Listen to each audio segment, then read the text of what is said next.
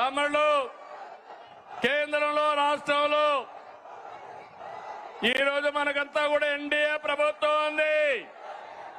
మన రాష్ట్రంలో double engine సర్కార్, అందుకే డబుల్ డిజిట్ గ్రోత్. రెండు ప్రభుత్వాలు మనవే కాబట్టి పనులు సుజావుగా అవుతున్నాయి. కేంద్రం సహకరిస్తా ఉంది. నేను ఆ రోజు ఒక మాట చెప్పాను, సంపద సృష్టిస్తానని చెప్పాను, ఆదాయాన్ని పెంచుతానని చెప్పాను. పెంచిన ఆదాయం మళ్ళా ఈ పేదవాళ్లకు పంచుతానని కూడా అప్పుడే చెప్పాను.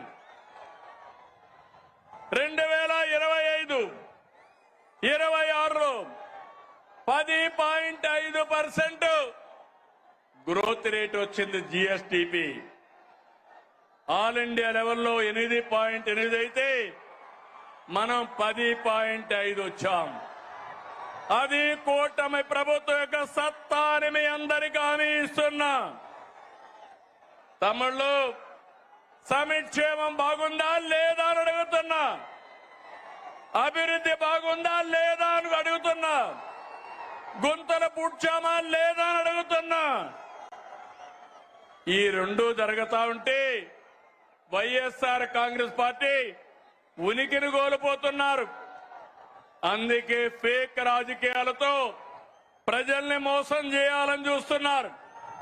ప్రభుత్వ కార్యక్రమాల్ని అడ్డుకోవాలని ప్రయత్నం చేస్తున్నారు.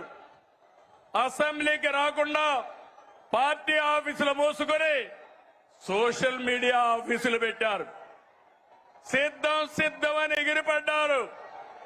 అసెంబ్లీకి రండి, చర్చకు సిద్ధమా అని సవాలు విసురుతున్నా అనంతపురం నుంచి. అవునా కాదా తమ్ముళ్ళు అడుగుతున్నా. అసెంబ్లీకి రావాలన్నా లేదా అని అడుగుతున్నా. ప్రతిపక్ష హోదా కావాలంటారు. రాజకీయాల్లో ఓనామాలో తెలియని వాళ్ళు. ప్రతిపక్ష హోదా నేనిచ్చేది కాదు. ఎవరిచ్చేది చెప్పండి. మీరిచ్చేది ప్రతిపక్ష హోదా. ముఖ్యమంత్రి పదవి ఎవరిచ్చారు? నాకు ఎవరిచ్చారు? తమ్ముళ్ళు మీరందరూ కలిసి ఆ నాయకుడికి ఒక క్లాస్ తీసుకోవాలా? తీసుకుంటారా అని అడుగుతున్నా. ప్రతిపక్ష హోదా అడగకుండా అసెంబ్లీకి రావాలని అవునా కాదా అని అడుగుతున్నా. అవునంటే గట్టిగా చెప్పండి, కూడా చెప్పండి. అసెంబ్లీకి రావాలి, లేకపోతే ఏం చేయాలి? రాజకీయాలకు అర్హులా ఇలాంటి వాళ్ళని అడుగుతున్నాను మిమ్మల్ని.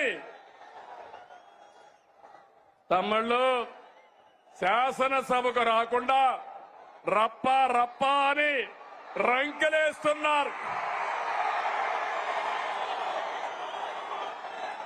తీరు మారిందా అని అడుగుతున్నా మిమ్మల్ని. రప్ప అంటే ఇక్కడ చూస్తూ ఊరుకోండడానికి ఇక్కడ ఉండేది సిబిఎన్ పవన్ కళ్యాణ్.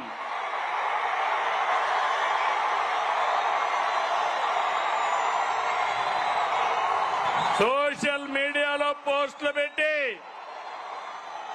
ఆడబిడ్డల్ని అవమానిస్తే కబద్దార్, జాగ్రత్తగా ఉండండి.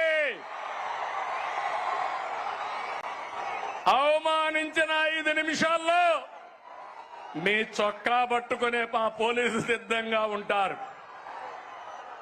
ఏం తమ్ముడు, లాండ్ ఆర్డర్ అవసరమా లేదా? ఆడబిడ్డల్ని గౌరవించాలా లేదా? ఆడబిడ్డల్ని అవమానించే వాడిని శిక్షించాలా లేదా అని మిమ్మల్ని అడుగుతున్నా. అవును అంటే గట్టిగా చెప్పండి అవునని. వచ్చి చూసి నేర్చుకోమంటున్నా. పులివెందల ఒంటెమిట్ట ఉప ఎన్నికల్లో ఏం జరిగింది తమ్ముళ్ళు చూశారు. ఏం చేశారు? రప్ప అని ఆడిచ్చారా లేదా అని నేను అడుగుతున్నా. బెండు తీశారు. ఈ విషయం గుర్తుపెట్టుకోవాలి. ప్రజాస్వామ్యంలో హింసా రాజకీయాలు చేసి ఇక్కడ సిబిఐ ఉన్నాడు. మీరు ప్రపంచంలో ఎక్కడ దాక్కున్నా దోషులను తీసుకొచ్చి చట్టం ముందు నిలబెట్టే బాధ్యత నాదని మరొకసారి హామీ ఇస్తున్నా.